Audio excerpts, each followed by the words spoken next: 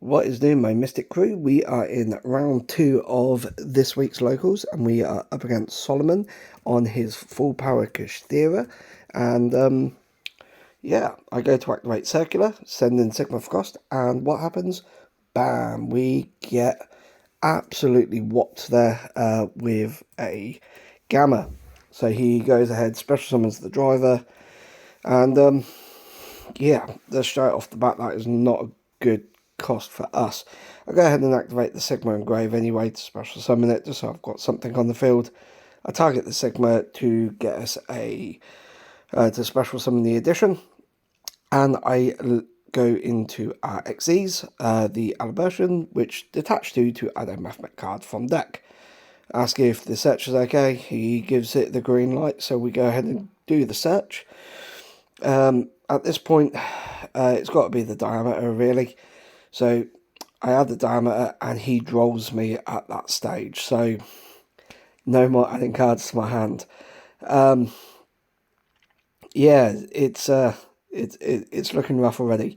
I normal summon the diameter, special summon back to circular, and link them off for the splash mage.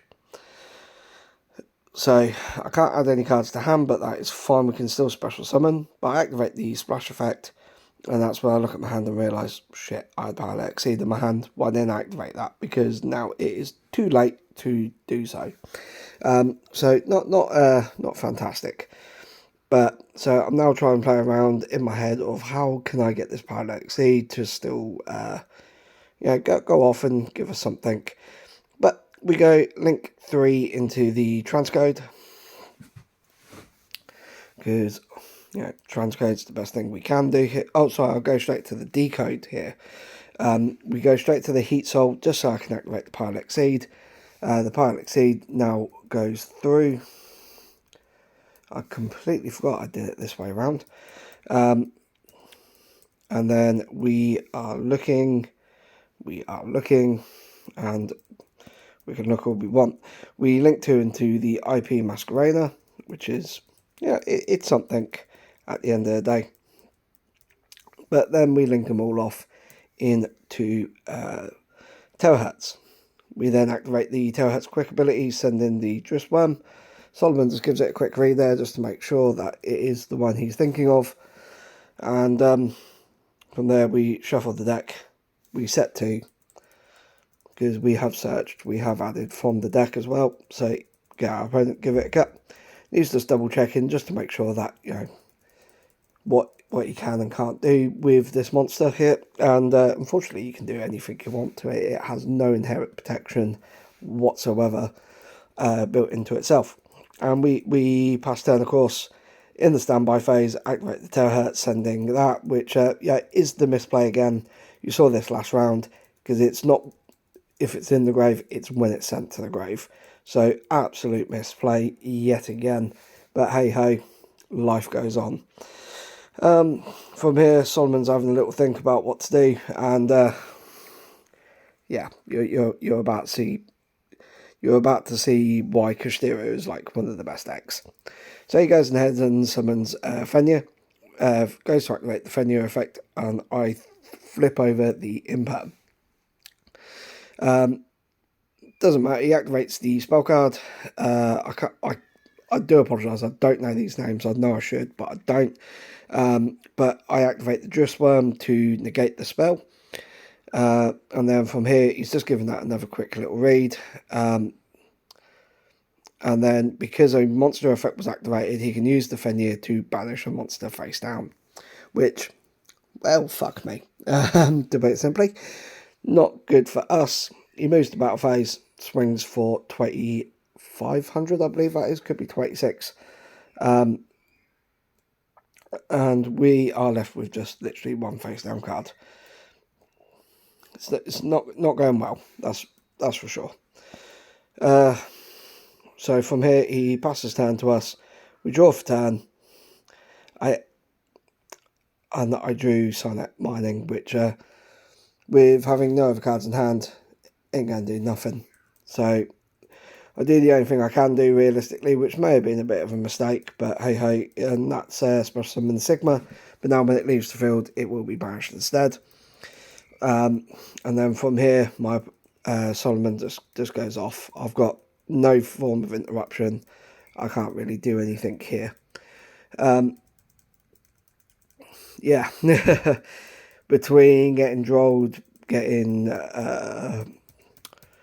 can't even remember what the first hand trap he used on me was, Gamma. And then having my monster barristers just hurt too much. It just hurts too much. So he summons Unicorn, which reacts the spell. So we're back to where we were last turn, really. But I'm in a much weaker position and he's in a much stronger one. But that is the way the cookie crumbles in Yu-Gi-Oh! You cannot win them all, and you just got to try and learn from what you can. And of course he banishes a card face down, swings back to 86, swings with Unicorn as well. And then one thing I do know is his other monster on the field swings when it's in defense position. Oh, and he also gets to rip a card from my extra deck as well. So bye-bye access code. Yeah, and then I can swing in defense mode like a super heavy samurai. So, yeah. there was your 4 rounds there of match 1. So, all good fun. We move into game 2. Do a little bit of siding here. So, yeah, you can see that he's got Ash in his side, which, fair play to him. Like, you don't need to main Ash, really, when your monsters banish and all this other good stuff. But, yeah, he sides. We look to sides as well. I know we're going to go first because we get the choice. So I decided to side in my anti-spell fragrances. I know this deck doesn't really rely on spell cards too heavily, but there is some, so just having that just to slow him down a little bit is better than nothing. And we move into game 2.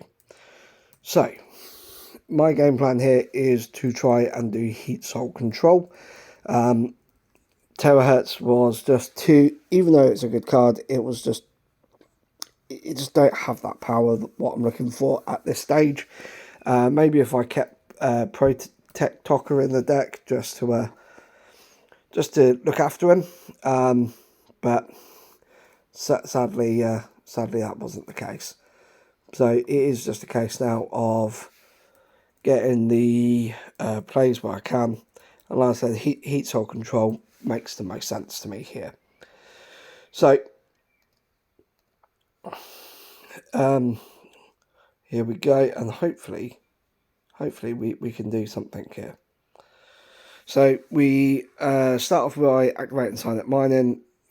As we've seen, the Asher is in the side, but obviously I don't know that at this time. I search for the Circular. The Circular will now activate, and we ditch for cost. I believe we just send the Sigma for cost again. Looking for it because I believe I sided one of the Sigmas out. This time around the Circular goes through, which is great. We special summon the Sigma, which activates the Circular, but that is met with an imperm, so no super factorial there. We go straight into the overlay, go into the Alibertion to get the search off, and to get our 2 bodies into the grave. So here we have a second imperm. Who would have thought it, eh? So here now we just normal summon Fireball Guardian because I drew it, and what else can I do? So the Fireball Guardian thankfully keeps us in the game because when it's sent to the graveyard as link material, you can special summon it back.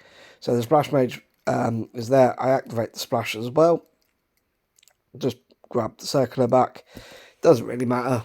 And then we go link 3 into Transcode Talker using the Splash Mage as material. I believe let's do the Circular there. Yeah.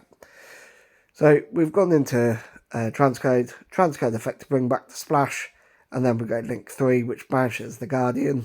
But it is what it is. We have to do what we can, and we go into the Heat Soul. So here now, we shuffle the deck, get Solomon to give it a cut, and we pay 1,000 life points to draw a card. This game is a little bit longer because we do manage to run a little bit of Heat Soul Control. I believe our top deck side at Conflict there. I can't 100% remember, but I set 3 and I pass. So now it's our opponent's turn. During the standby phase, I activate Heat Soul to draw, just in hopes of drawing one of those hand traps, which, we have 14. Give me a hand trap. Give me something to help me slow my opponent down. So here comes Unicorn. So I've just asked what Unicorn does, just to be sure. He goes to activate the effect of it, and I flip over that imperm. He sets a card and passes turn, because Unicorn cannot be over any of our monsters because they are powered up. Transcode is 28 and Heat Soul is 33. I set a card.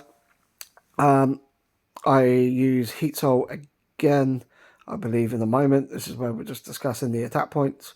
I don't know why I'm using my little finger for. That was weird. But now I paid the 1,000 to draw a card. From here, I decide just to go to battle phase, I believe, because there's no point doing anything else. Oh no, he went to activate something, so I used the Silent Conflict to negate and banish. I'll be honest, like I said, I don't know the Kashtira cards. I really need to learn them. That's my plan for this week, is to sit and learn this deck as best I can. But we got the conflict off. We're having a little flick through, and I decided just to punch for both monsters, as that's what will do the most damage. I could have gone to Terahertz, but it'd only be at 55. Could have gone access code, but that would only be 53. And then they're both weak on the follow-up, whereas this is 33 and 28. And neither card can be targeted with card effects due to Transcode Toka being code-linked with it. So, it gives us a little bit of protection. It gives us another draw through Heat Soul, and that's our way of doing the most damage. So that's what I decided to do. Whether that was right or wrong, I don't know, but in the moment, that's definitely what I thought. I go to ghost his field spell here, and that's a misplay on my side, because the field spell activates on the effect activates, and you can't go spell, because at that stage it's not a face-up spell card when it activates. So yeah, that's just me being stupid on that one. I get excited when I do have hand traps, so I just try to shoot them off, and doesn't always work. Here he summons Fenrir, so I go super factorial. He's having a look, see what he can do, but it's an illegal activation. I do not have the cards in the graveyard. So I apologise to my opponent, explain that it's an illegal activation. I thought I had the cards, but I don't. He goes to activate the Fenrir to search, so I ash the search.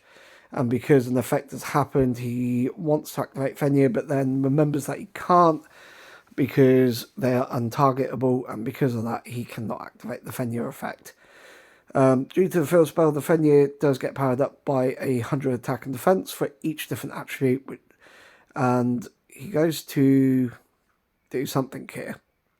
It's the level 4 monster, which he can... I can't remember exactly what he has to do, what the cost of the monster is, but he can make it level 7. So he goes to attempt to do that. I think he has to send a card to the grave from the deck, but I train Ghost Ogre here. So the effect still goes through, however his monster is destroyed, which is why I have to banish the top 3 cards of my deck face down. So off they go. But my whole plan there is just to try and keep him from getting level 7s to the field. Just so to stop him from going into a Rise Heart. That is literally my whole game plan. Try and control the field, stop him from getting into a Rise Heart. And so far I'm doing okay. But I am slowly running out of resources. He decides to swing into my transcode, so he takes 200 damage. And it is literally just so he can clear the field so he can special summon his unicorn in main phase 2. And here I've got nothing. I'm out of resources to control the field and to control the pace of game. And yeah, this is starting to be the downfall of the end, if I remember correctly. So from here, he grabs is it called Birthright or just Kashtira Birth something, which does a whole number of things. But mainly what he's using it here for is to special summon one from the grave, if I'm recalling correctly.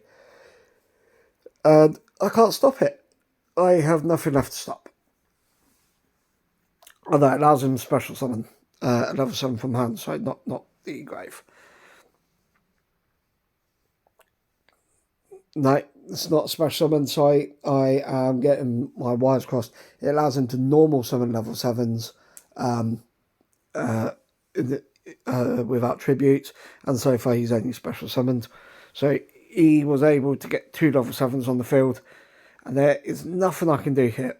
The only thing I can do is call by the grave, because he activates a card which allows him to negate. So it allows him to special summon one from the banish or graveyard. So I just thought and it's non-targeting, so I had to throw a wild swing, use the call by, just so whatever he brings back, at least their effects are negated. But it didn't matter, because it just all went into a Rise Heart. And from here, like I said, it is the down for the end. A Rise Heart is chunky. He's on 33 defense due to the field spell as well. So transcode is also 33. Not transcode, sorry. Heat soul is also 33. So we're at a point of a standoff, and the way I see it is I've got to do something. So I activate Heat Soul. I activate Addition on Heat Soul to power him up by 1,000, which now makes him 4/3. I activate. So I go to battle phase and swing. He activates his trap card. I believe it's called Big Bang or something. But I now have to banish monsters face down, non-targeting banish, face down. So we then control the same amount of monsters, which fucked me over truly there. So I banished the 2 which I thought would be the least impactful, and I thought, great, Transco Heat Soul's already gone into battle phase, but he is still 33 due to the addition power up, so I wouldn't lose any life points. As a matter of fact, I think I'd actually run over it here because of there's less attributes now, so he's lost attack points. But then he was able to special summon Fenrir from the materials and equip the spell, and because a monster has been special summoned, I can redirect the attack. I decide, honestly I can't remember what I decide here, but I know I can redirect the attack. I decided just to swing it into Fenrir, but this triggers something here, detaching 3, and that banishes my monster face down. And like I said, it was the beginning of the end. I've got Super Factorial face down, but I don't have the materials in the grave to make my level my 3 XE monster. So there's nothing I can do here. Absolute nothing. But yeah, like I said, you can't win them all. You just got to learn and try and play through the best you can. And that's exactly what I did. He goes in Unicorn, switches, and just runs me over from there. And that's game. At the end of the day, like I said, as long as you can walk away from the game with a smile on your face and that you've learnt something, you still won. So